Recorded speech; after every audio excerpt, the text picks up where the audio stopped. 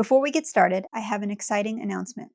We are launching a line of Head South pleasure provisions, products designed to decrease friction and enhance connection.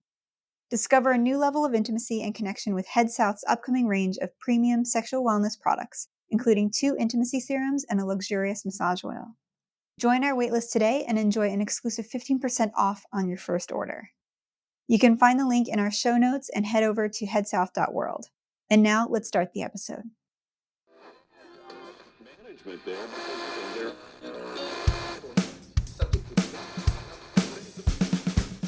You're listening to Head South Radio with your host, Kat Meyer, a podcast dedicated to prioritizing pleasure and removing the stigma and shame around sex. We're here to be curious and have an open conversation about sexual health and relational wellness.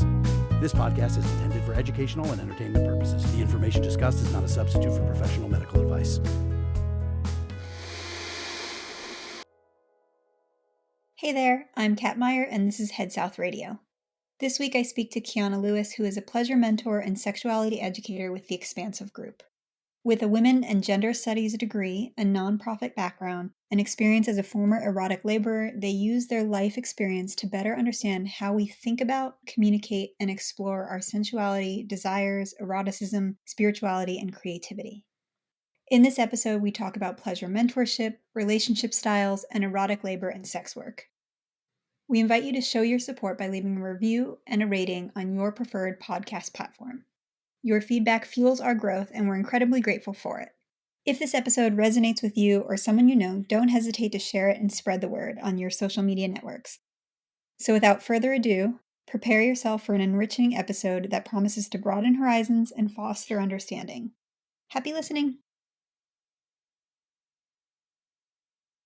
We'll just find ourselves a comfortable seat. And so just shift your weight side to side, forward and back, and just kind of locate your sit bones. And then make that movement a little bit smaller and start to let the weight of your body drop into the areas that are making contact, feeling the support. And then from that rooting down, can you start to lengthen and grow a little taller through the crown of your head. Allow the shoulder blades to drape down the back like a cape. Finding both integrity with your spine, but then a softness in your torso. Just start to notice your breath. And this might be the first time today that you've acknowledged and witnessed your breath. You might have done so earlier. But wherever you're at, just taking a moment to observe the quality of the breath and just taking whatever information the breath is trying to give you. So it might be that your breath feels a little shallow, maybe it feels a little rapid, maybe it feels a bit slow.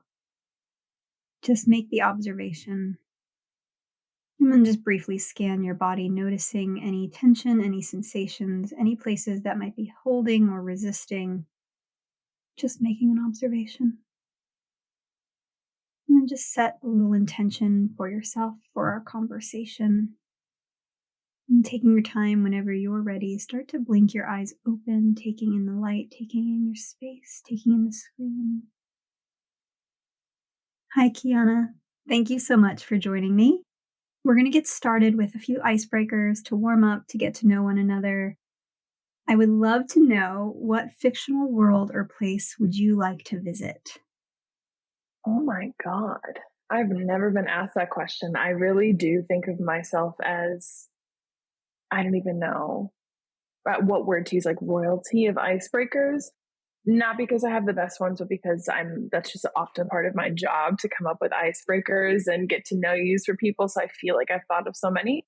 That's one I've never asked. This is a good one.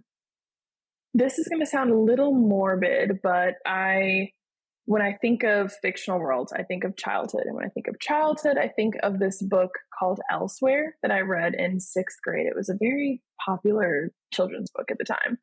And the premise of the book is that when you die, you go to this place called Elsewhere, and then you age backwards from the day that, like the age and the day that you died, until you're 0. And then when you're 0, you float down the river and like become another life again. And you don't have a memory of your last life. So it's just like a very interesting version of reincarnation. And so my mind went to that of like, I don't want to be dead right now, but I would just love to be in that elsewhere world for a day, even to be like, what does it feel like to be aging backwards? And it just, what is that like? I had so many questions when I reread it as a young adult. And so that's the place. Whoa, okay, so you just totally blew my mind because I've never heard of this book. It sounds incredible. It reminds me of a film called Defending Your Life, which was like this very 80s film. I don't know if you're familiar with it. No. It's a comedy about afterlife and like this very terrible, I think he's like a lawyer or some kind of, he's like an asshole, and he dies in a sudden accident and then goes into the afterlife where you have to defend your life. And like they review, and there's like a panel of people that judge where you go next based off of your defense of your life. And what you were talking about reminded me of that, as well as the Disney Pixar Soul movie. I don't know if you've seen that one. Yeah, I have seen Yeah. it. And so I love that that's your answer, because it is, yeah, it's not like a permanent place, but if for 24 hours you can go to any fictional world, I think that's kind of what people wanna know. I need to read this book because I feel like, to me, when things sound like that, like reincarnation or evaluating the life you lived, or like this sounds cool because it's like you Benjamin Button Yes. in that Yes. process, and then you drift down a river and then come into the next life, like, wow. Right. I'm very Honestly, children's excited. books are the best, so go for it. Yeah, I'm very excited to read that one. Okay. What is your favorite breakfast food? I love breakfast. Mm, It's a tie between smoothies and pancakes. It really, the answer is pancakes, but I don't make them as often just because of time purposes. And smoothies are definitely my go to and most delicious, like quick, easy thing. So one of the two, but I definitely like a sweet breakfast. me too. Yeah. Pancakes are like my go-to Sunday, like easy day, or like treat Yes, myself at a diner kind of exactly. breakfast. What is your favorite time of day and why?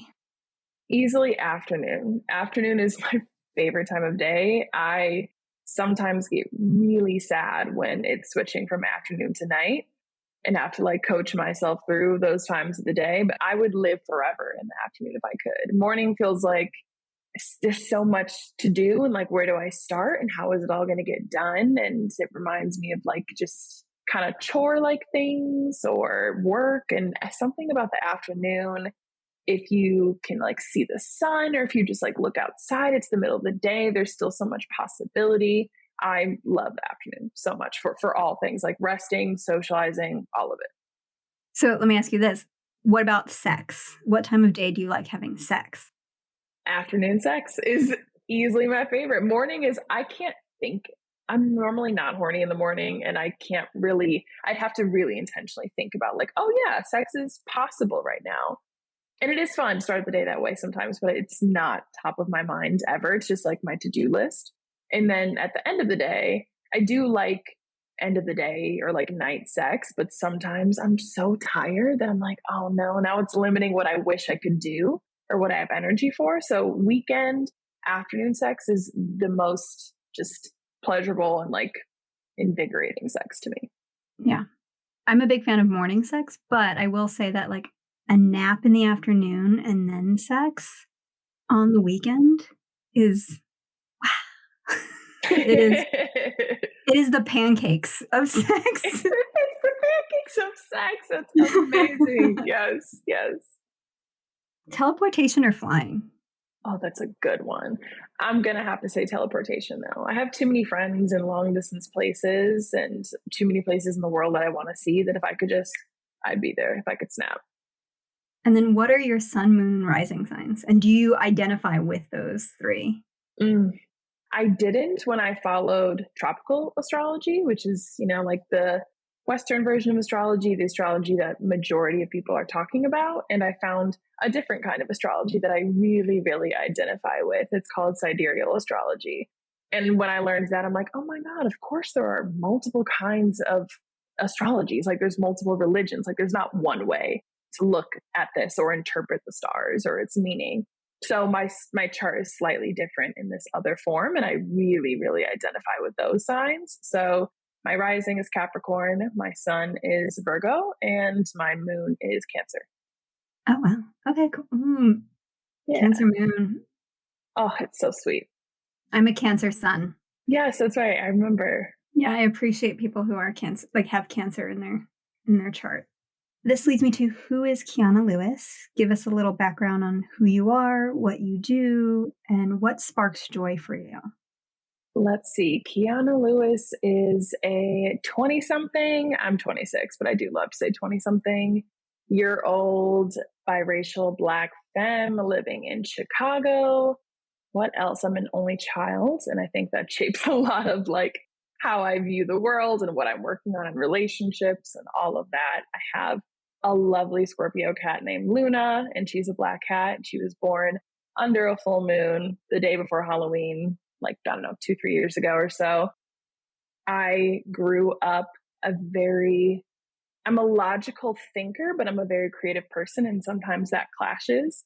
And I went to a white Christian Baptist kind of cult of a school for a long time. And so I think that pushed me more in the direction of being like a logical thinker. And I wonder sometimes if I hadn't gone there, like, where would my creativity have gone? But I did consider myself like a very creative child. I liked to write poetry a lot, had like books and books of like laminated poems that I wrote and binded together. I wanted to be a teacher so desperately. And so I would teach to imaginary people since I was an only child. I would teach dance classes and yoga classes and regular kind of school classes, and just always wanted to be teaching and with people and doing something that has to do with like art or writing or my body. And I still love all of those things, just do them in an adult way. So just tell us about what you do for the Expansive group as a pleasure mentor and what a pleasure mentor is. Yeah, it's a term that I know other people are probably doing what I'm doing. We just probably use different terms for it. And that's both a beautiful thing, but then sometimes hard for people to find this resource. So I'm a coach like any other person who might be like a life coach or whatever, but there's specific types of coaches. So I think of myself as like, I'm coaching you for a short period of time, less than a year, on something very niche and specific that has to do with like the umbrella of pleasure.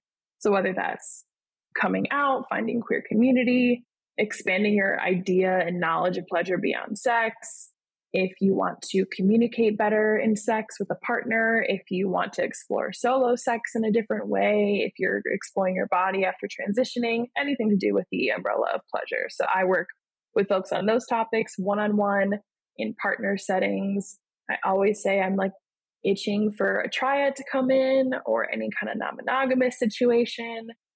And also would love to do like sessions with friends, because I don't think that it just has to be like romantic committed partners who come in for partner sessions. But maybe that's just on my end. I need to do more marketing for that. So who knows? Yeah, I think there's something there with platonic love and working through some of that dynamic and build. I think a lot of people, myself included, want to experience more intimacy in my platonic relationships. And so how to cultivate that and communicate that with friends, I think that's a very powerful tool and resource and information that you probably could share with lots of people. Yeah, I hope so. Hope to do so. So what does the word pleasure mean to you? It means a lot of things. It's hard for me to put into words because it really is a feeling. Like, I know what it feels like to me is presence. Like, I know when I can name the things, the activities that I do that feel pleasurable to me, because when I do them, I'm not thinking about anything else or anyone else outside of what I'm doing. So I feel like it's this sense of pleasure, is like this sense of being in my body, of feeling through like one or multiple senses, being really present and feeling like myself, or like feeling alive. Yeah, I find it to be a savoring of sensuality. So sensuality doesn't have to be sexual. It's literally Yes. taking it in. And I love that you say it's like it's a presence and like being present with yourself, with whoever you're with, or whatever you're engaging with, whether it's food or sex or even television. Of course, you absolutely enjoy your favorite TV show when you're fully present versus like scrolling on your phone and you're like, what? And like you hear somebody else laughing and you're like, what happened? Yeah, I missed something. I got to go back. Yeah, that's not pleasurable. So of course, Yeah. I love that like pleasure is presence. So, language can be such an incredible way we connect, but it also can be so limiting. How do you help people work through identity and pleasure when words don't seem to resonate? That is like every single client that I work with, every single one. And it's interesting. I think it depends upon the age sometimes of the client that I'm working with. It's not like a hard or fast rule by any means, but I will often pay attention to the age of my clients for a lot of reasons, right? But they may come in with different ideas about labels. Like some may feel really strongly attached to them because let's take, for example, some kind of queer identity and queer label that may like the limited amount of language that someone who is 40 may have experienced when they were growing up, whether they were out at a young age or later in life. Still, the way that the world like spoke to them about identity and queerness might be very different than a client that I have that's 21. Like they're growing up in a time where it's like, fuck labels, we don't need that. Like it's much more fluid. It's about who we are, not how we identify. And they're all valid because we were shaped very differently by our experiences and our environment. So, depending upon who I'm working with, the journey might look different. It might be how do we honor the labels that you do use? It might look like how do we let go of some of the boxed in feeling that you have because you've attached to labels, or you feel like people have put that onto you and you don't necessarily feel like this description is how you feel and you haven't found a word. Then we'll work on like, does it matter if you have a word at all? Does it matter if you are somewhere on this spectrum and you kind of shift and ebb and flow? And for other folks, it might be like, well, it's really, kind of understanding why it might be useful for some people to have identity labels, because sometimes it creates this shared language. Sometimes it's a way to very quickly, succinctly describe something about yourself, but it doesn't mean that you then have to limit yourself to how what the definition of this label is or how someone else understands that label. Because really, at the end of the day, it's how you feel about a word or not. We can create and define and use words however feels comfortable for us. I think that's very empowering for a lot of people. And I think that's the space and the time that we're moving into with the future that I see is a space where people can totally curate and cultivate language that feels and expresses how they are embodying their being and what really resonates. And I love that it is such an ebb and flow and it does often change. We're not like a stagnant like thing ever. So even hour to hour, minute to minute, we are ever evolving and changing. So having that kind of openness to some days this resonates and some days it doesn't. Some days this feels right and some days it doesn't. And having language or not having language and just feeling good with that. Exactly. I love exactly how you put that. And I think this is true for everyone, but I will say I feel like this is so particularly powerful for like folks of color too, to be like, this language or these words or the idea of needing to define yourself in this way wasn't something that was actually native to most of us anyway. So, we talk about like what's the usefulness in the world that you live in the context of where you're at. And at the same time, how do you honor the fact that this maybe wasn't meant for you? And so you might not ever actually fit into any of this. Mhm. I love the idea of evaluating things that were default or, placed upon us, labels that were given to us, and just examining that for oneself, whether you decide it doesn't suit you, or even if it does and it reaffirms whatever that identity, that label is for you. But doing that exercise of kind of just looking with a microscope at all of these different layers and lenses that create our identities and seeing what actually does fit. Like I've been doing that exercise for the past few years now, and it's feeling really good. And it feels like a practice of authenticity and discovery. Oh, you said that so beautifully. Let's take a quick break. Are you tired of the hormonal roller coaster that comes with birth control pills? 11 years ago, I decided to ditch hormonal birth control and embark on a journey to find a more natural alternative.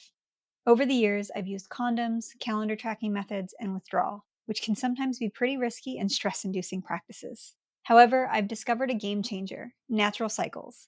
It's an FDA cleared birth control app that has brought me peace of mind like never before. Whether you're planning or preventing pregnancy, Natural Cycles has got your back. Let's talk about numbers for a moment, even though I hate numbers. Natural Cycles is 98% effective when used properly. And here's the best part. You're not putting any extra hormones into your body. It's all about understanding your cycle and making informed decisions. Ready to start your hormone-free birth control journey? Use the link in our episode description to get 15% off the annual subscription for Natural Cycles. That's right, 15% off to take charge of your reproductive health in a natural and effective way. Say goodbye to those hormonal ups and downs and hello to a birth control approach that aligns with your body. And now back to our episode. And so I would love to understand a different practice that you kind of mentioned, which is one of embodiment. And I think you spoke to movement in our previous call and embodying and working with the body.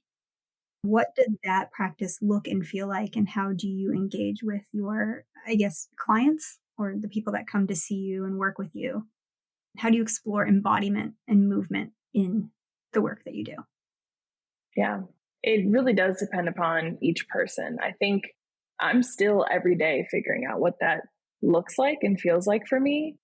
For me, it is really connecting back to things I enjoyed in my younger years, maybe before I had so much messaging and before I had some of the adult responsibilities that I have now. I think about like, what was the easiest thing for me to access?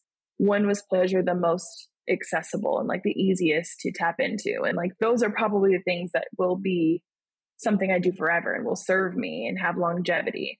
There's a lot of things that could bring people pleasure, but if it's hard for you to do on a daily basis, on a weekly basis, on a monthly basis, I feel like that's probably setting you up for feelings of failure, not actually failing, but like feelings of failure, to be like, oh, I'm not doing this enough, or I'm not connecting with myself enough, or I don't feel centered enough. So I just think about what's the easiest thing for me to do? What comes most naturally to me, even if it's not the flashiest or if that's not what other people are doing to make themselves feel good.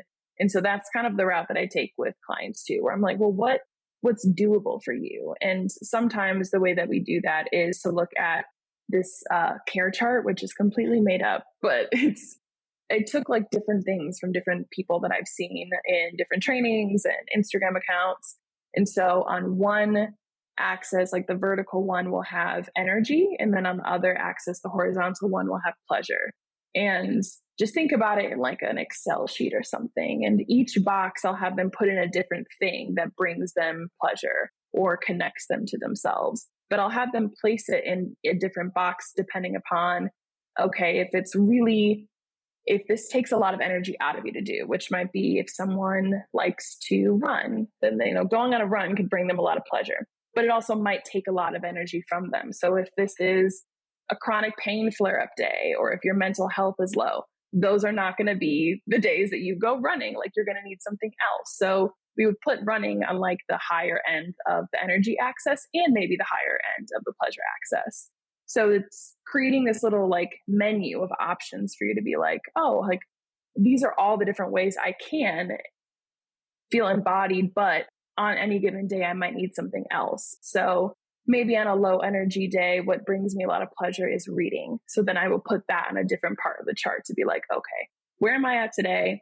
This is something that I could do and try it out. Because I feel like sometimes on a day-to-day basis, we might be like, oh, I don't have the tools, or I don't know what to do, or just the brain doesn't want to work in that way. But this is something we can create together, so then you can go back to it and actually have a resource that is very, very specific and tailored to you. I love that. I feel like it's so accessible. I think so many people, I love the idea of tracking and keeping track of things, but not with the, militantness of like, oh, it's actually going to derail me, because the not getting the gold star is one of those things that then you're just like, oh, I give up. I can't keep up. I can't do this. I am somebody who every day it has to be a little bit different. Like, I had friends who would, meal plan and eat the same thing every day. I'm not one of those people. I'm not somebody who can wake up and run every single day or go to yoga every single day. The one thing that I can try to consistently do is meditate. And even that, like, there's some days where I'm like, no, I'm going to listen to this podcast instead. But I love the idea of this matrix and the output of energy and the measure of pleasure, and how you can create this very doable resource for yourself. So on the days when you're like, ugh, my body, I had a late night, I ended up staying out later than I expected. What's something I can do? Oh, I can have a cup of tea and read this book, versus like the next day trying to go for a run and then being like, ugh, I feel awful, and like hurting yourself and then like further creating issues down the road, I feel like this is such a sustainable tool and an incredible tool for people, especially for people who have a hard time having consistency and holding to it and like feeling like they're failing in the process, but like having this kind of way. And we're not like, we don't wake up and have the same system every single day. Every day is very different. But to have this, I'm going to work on that for myself too. I feel like that's I something would love that. That'd be amazing. I wanted to also get your explanation of the differentiation between working with someone like yourself and like you've kind of given us some insight into that and how that looks and feels and who you work with, but what differentiates you from perhaps a sex therapist? And at what points we kind of chatted about this a little bit, like there may be certain scenarios where someone sees both a sex therapist as well as a pleasure mentor, or see you and then you might point them in the direction of a sex therapist or vice versa. But can you give us a little information about what differentiates your work and the work of a sex therapist? I would say that one of the biggest differences is the time period that we work together. Granted, you can for sure be with a therapist for a few months and that could be it. But I think for most people, most of the time you're seeking a longer term relationship with someone. And I normally have a shorter relationship with folks because I'm focusing on something very specific. I think with therapists, even if you're seeing someone who is a sex therapist, which is a therapist just with extra certification and like extra knowledge and like maybe another year of school for this specific thing, but you're normally seeing therapists talk about a whole lot of things. And they may have specific trainings to be like, oh, I hear this issue and I know how to connect that back to the relationship you were talking about with your grandma or your friend or your caregiver. And that's not something that I do because I don't have that training. So for me, I'm focusing specifically on whatever we're talking about. I want people to show up as their full self. So they do tell me lots of information about themselves. I just always am clear about here's my area of expertise. And if you feel like you're needing more support about something else, then I can either refer you out, or if you already have a therapist, then I will just remind people of like, this is what this space is for. Do you feel comfortable talking about this other thing with your therapist? If not, I can help you figure out how to broach that topic or bring that up. So I think time period, and then just truly like, what are our skills? What are we good at? What have we gone to school for or had life experience to be able to do? And so I always want to be honest about what I feel I do not have expertise in and refer out. But it's not always possible that people see me and a therapist at the same time. Finances, scheduling that time in their day and their week. And I don't take insurance since I'm not a therapist. So it just depends. It is really beautiful when people have a therapist and see me because it feels like it's a little easier to have that distinction for my space not to turn into a pseudo therapy session. But at the same time, it's still my job to, watch over that because this space is so vulnerable and we do become comfortable and close. And so I totally get why you might be talking about one thing and then you're discussing a relationship with someone else that has nothing to do with any of the goals that you came into here with, just because you're comfortable in this space. And so it's kind of like a push and pull of like, come as you are and show up with your full self. And then that's my job to remind you, like, I can be a listening ear for this, but maybe I don't have as much advice on this particular topic. Thank you for clarifying that. And then can you speak to the expansive group, which is how I have been connected to you and what that group is and what you guys are doing? Yeah, I've been with the expansive group since its inception. So I think it's going on, oh my God, how many years is it? Oh, we're coming up on 3 soon, actually, coming up on 3. But yeah, it started off as the queer sex therapy page, and Casey and I connected over Instagram. And at the time, I was doing online sex work, and obviously they're a sex therapist. And we just related on a lot of our beliefs of the world, beliefs of intimacy and consent and desire, just because of the types of people we saw were sometimes the same and like coming to us both for the same reasons. But obviously, we do very different things because I'm not a therapist.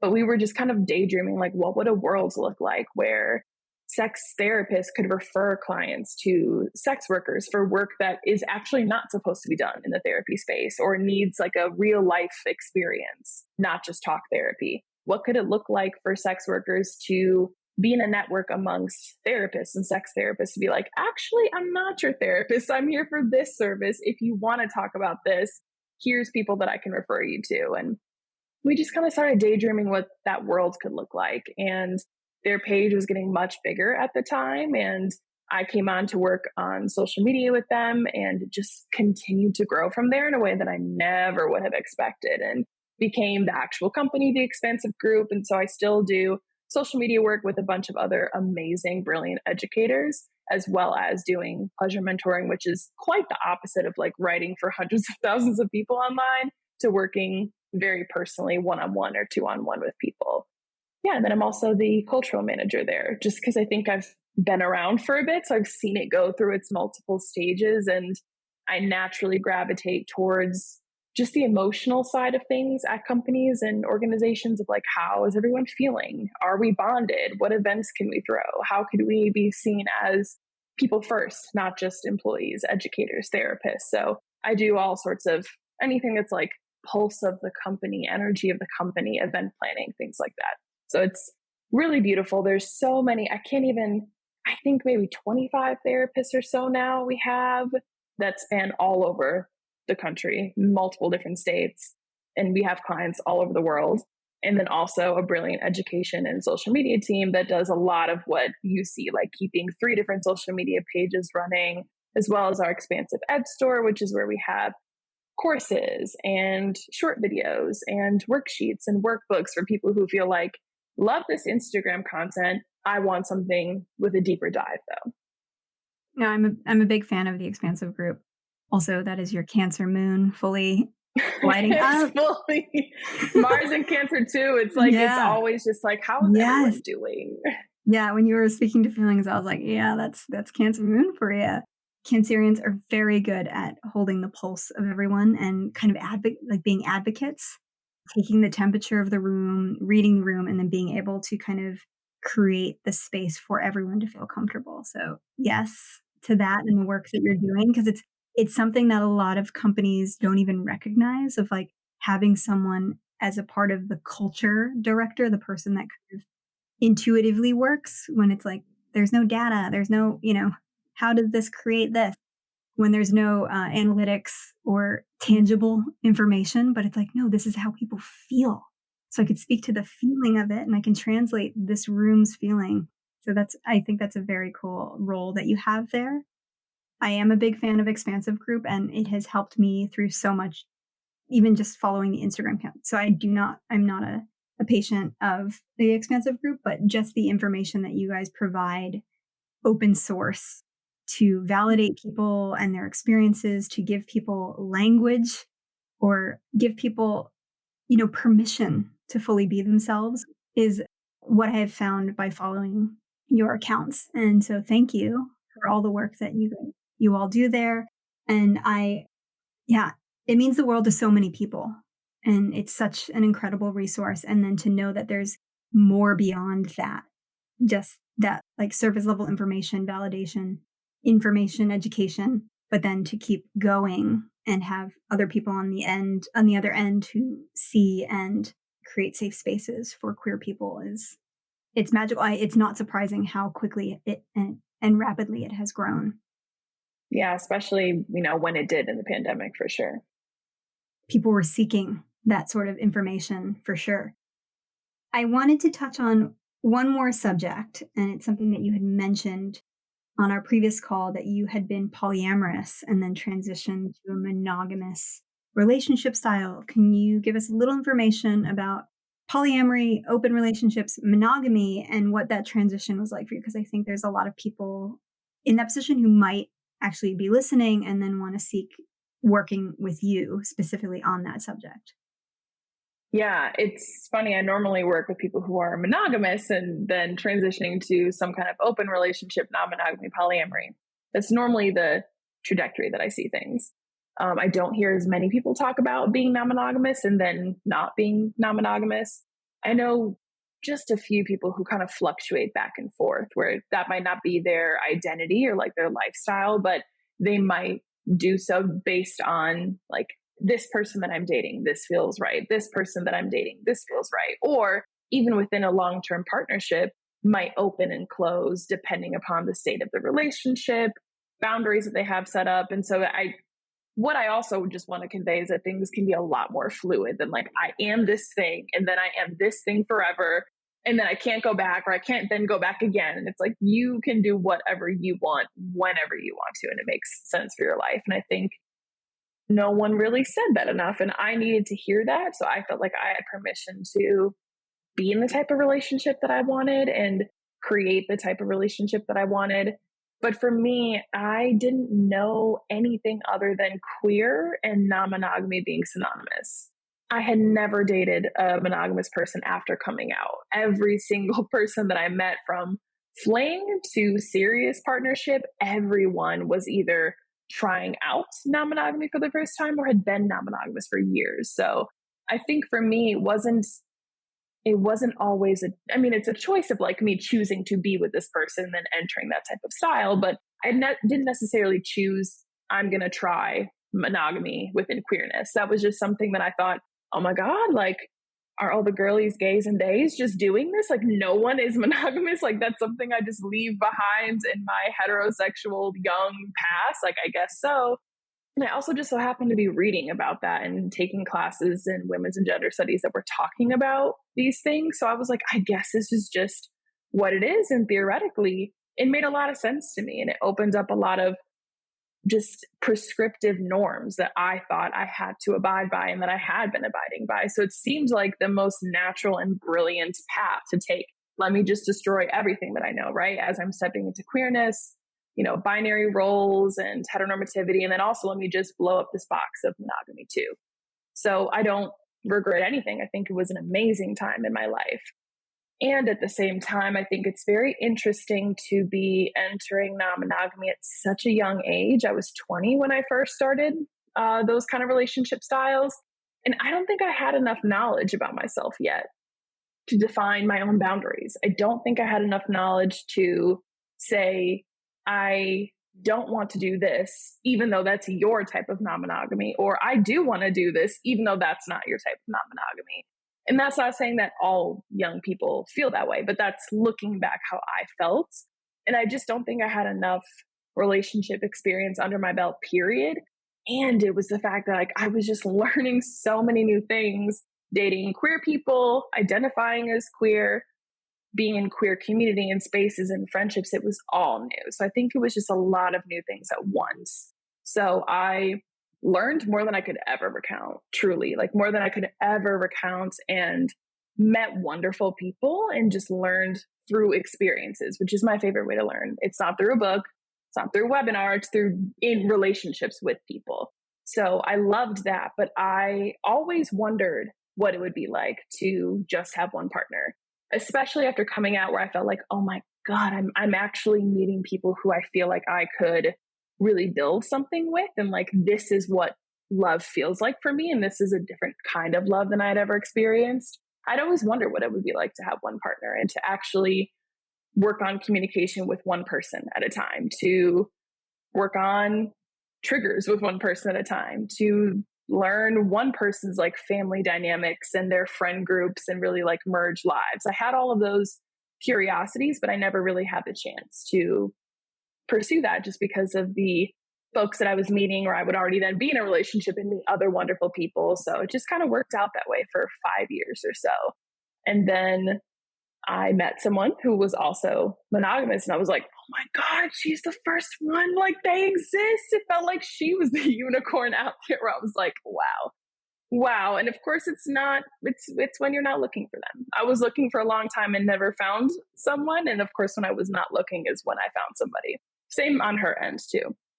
And so it was this journey of like, how do I transition? Like, no one's talking about this. I don't know how to transition, quote, the other way. And now some of the things I've been practicing don't really apply to this relationship. And also, I had not been monogamous in so many years that I actually didn't really know, like, what does healthy monogamy look like? How do you question these norms, but you still do have certain boundaries within this relationship style? And that's something I think I'm still figuring out. And my partner and I are currently looking for a couples therapist, because I want the help to do that. I want someone to help me the way that I help others. And sometimes it's really hard as a coach, and I'm sure my therapist colleagues would agree with this too. It's very different to do this work with others because you are removed from their situation and you can see outside of what they can see.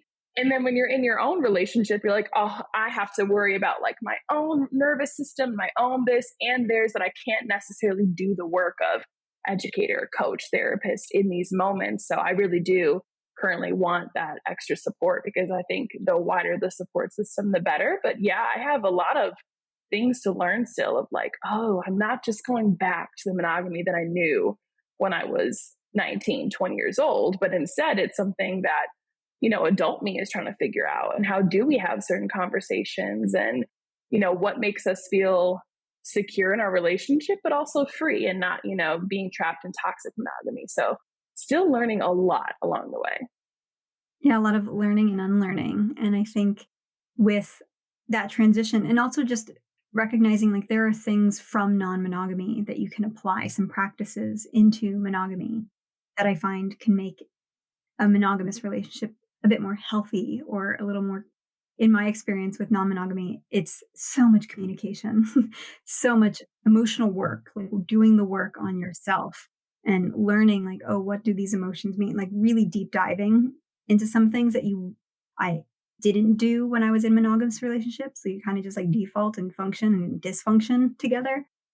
But with non-monogamy, it requires so much clarity and conversations around certain things and boundary building that those practices absolutely could be applied to a monogamous relationship. And then kind of I love that, like the idea of like what you knew of monogamy, like you have to start breaking that down because you are a completely different being on this planet, a whole lot of different knowledge and experience now to then redefine what monogamy means for both you and your partner and how you work together to build that definition, to build a life together. And I think some misconceptions people have about non-monogamy is that there's a lack of commitment or there is jealousy and there aren't certain emotions attached to it. And that's not, we are emotional beings and emotion is just energy in motion moving through our bodies and our experiences. So regardless of relationship style, you are experiencing your emotions and sometimes they get stuck and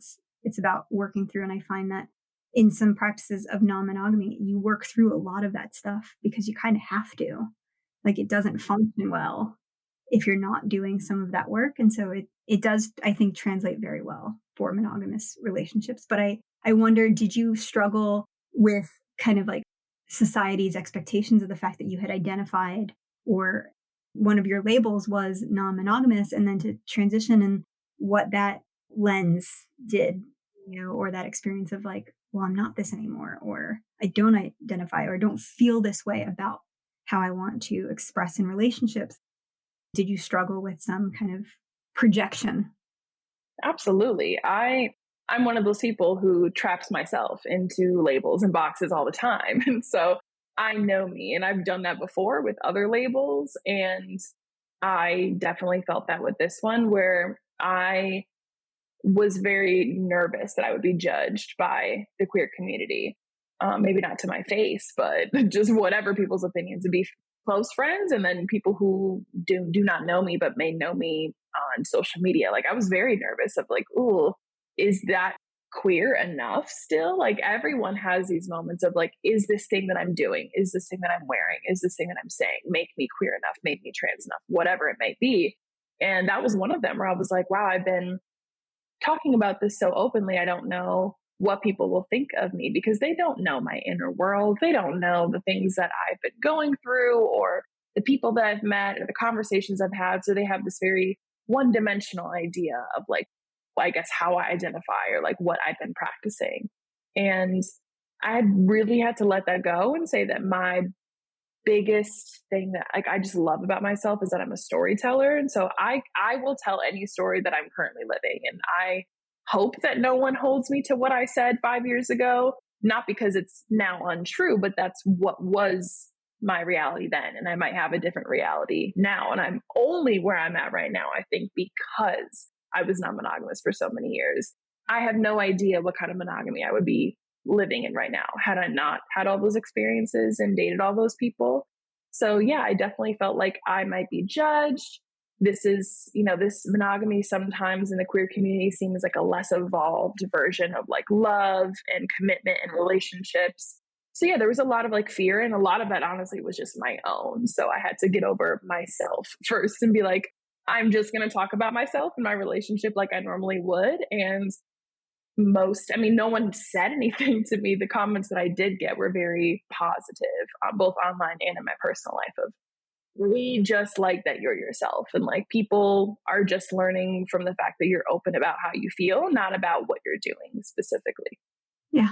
You're not letting anyone down or disappointing people. Or I think it's so interesting of our identities and how we cling to some of them based off of like, well, this is what I put out in the world and this is what people expect of me. And yet we are ever changing. The cells of our bodies are constantly changing. And so of course these things shift and change, but we self-impose this. The label is like super glued to us versus it being like, oh no, this is depending on circumstance, so many different factors in my life and where I am in space and time.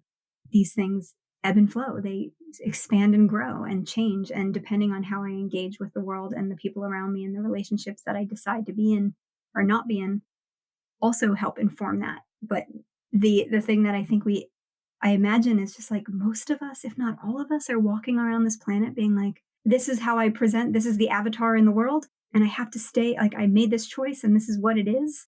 And yet, we don't allow ourselves the space to just be, because everyone else is walking around worried about their avatars and their presentation. They don't actually notice yours.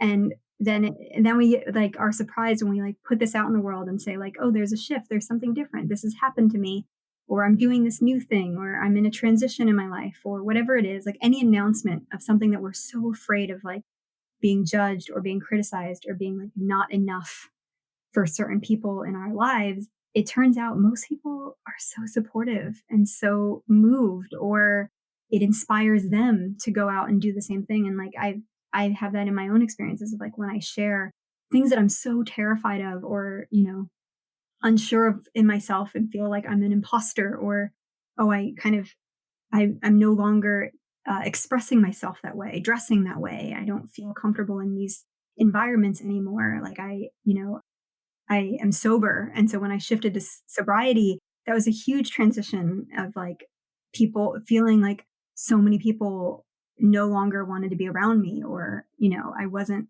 who I was before. I didn't feel comfortable in certain spaces, but that's all self-imposed fears. And it's okay for some of those relationships to move on and not be in your life. But it's always so surprising and takes us aback, I think, when there's so much support around us just being our full authentic selves. And I just hope and wish, and like I would love to close on this message for everybody, is like the thing you're carrying around, the fear, yes, it can happen. People can, you're not for me, or whatever it is. But at the end of the day, there will always be people who love, accept you. But the person that has to do that first is yourself. And find your authentic self, which will always change, always evolve. The world is constantly changing. Nothing stays the same. And so giving yourself the benefit of the doubt that whatever you are when you open your eyes that morning is who you are, and allowing others to appreciate that in you, I think is really incredible. So I think I'm so happy for you that you have found this partner and this partnership and are able to share this journey. One thing I love about the work that you do as a mentor is that it's not so one-sided. You are a storyteller and there is such a narrative. And to me, I am that person. Like I don't learn from data. I don't learn from, sitting in a webinar, hearing someone just speak data at me. I learn from experiences. I learn from contact and connection. So I love hearing podcasts and hearing people's stories and like, oh, me too. And it doesn't have to be anything like I don't have to have all of the other lenses of my identity match this other person. But if there's something that like, oh, I feel that way too. It feels so good and it stays in my body and it stays with me and it stays in my memory bank of experience. So I appreciate so much, Kiana, what you do and the differentiation of the work that you do as a pleasure mentor, because it's something that I think a lot of people could use in addition to therapy or without therapy, and just a portal for relatability. Is there anything we didn't touch on that you'd like to express? I feel like we talked about so many beautiful things. I guess if any therapist, coach, educator, anyone in like the kind of helping profession and like wellness field, if anyone is listening to this, I guess the only thing I would want to say is that we are also people and we are also growing. And I think people, like everyone needs to hear that about us, but we also need to tell ourselves that, like remind each other all the time that, my favorite phrase is like dentists have dentists and dentists can have cavities too. And so we are incredibly imperfect people who sometimes are doing the work that we also need for ourselves and holding the space that we need held for ourselves. And it can feel like the weight of the world sometimes to help so many other people and feel so passionately about doing so and like wanting to change the landscape of a whole field. But at the same time, do what you need to do to take care of yourself and make sure that you have the broad team and like the empathetic people around you that you advocate for your clients, your patients, your whoever at the same time. Yeah. Helpers and healers need helpers and healers too. Like it's 100%. absolutely true to have those types of supports in your life. Thank you for sharing that because I think a lot of people do need to hear that. We absorb or we give and give and give, and to actually find people to also give back to you and to receive that type of support is very important to make it sustainable and to make this work really, really impactful is to have and create support for oneself. What is the best way people can find you? Depending on what they're looking for. If they're just looking for like Kiana, then you can find me on Instagram at Healing is Imperfect. That's less education and more of the storytelling of me just being like, this is what I'm thinking about. This is what I'm struggling with. This is what I'm going through. This is what I'm celebrating. If you're looking for me in like a mentor coach capacity or something where the focus is on you, then you can, on so many platforms, you could either find the work that I do and that other therapists do if you're looking for a therapist on at the Expansive Group on Instagram. But if you're looking to book me or a different therapist, then you can email at hello@theexpansivegroup.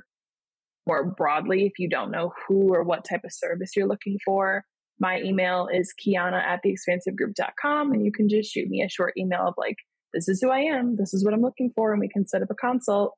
And theexpansivegroup.com is just our website to be like, here's all of the services we have. Here's everyone on the team. And so that's kind of like the hub for all things. Cool. Thank you so much. Yeah, we'll include all of that information too in the show notes so people can just easily click and find you and all the resources from Expansive Group. Kiana, thank you so much for joining me. This has been such a pleasure. Thank you, Kat. It's lovely to speak to you. Thank you so much. Enjoy the rest of your day, and I hope to connect with you really soon, too. Yes, same.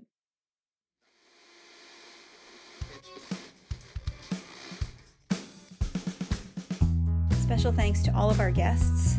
Head South is hosted by Kat Meyer, produced by Isis Barlow, edited by Megan Hook, with music by Lily Rezi Rothman, graphics by Ella Chodos Irvine, cover art by Gina Ship Casey, and intro by Murph Meyer.